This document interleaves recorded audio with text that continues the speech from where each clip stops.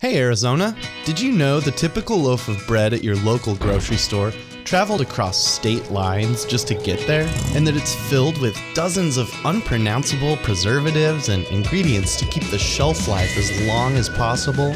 Well, we're Rise Up Bakery. All of our bread is made locally, right here from scratch, with just 5 ingredients.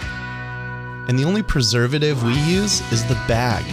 Come into our neighborhood bakery and see where everything's made. Say hi to Baker Jay and sample any of our bread. Or sweets. After all, we're home to Arizona's most delicious cinnamon rolls. So say goodbye to the fake stuff and rise up for better bread.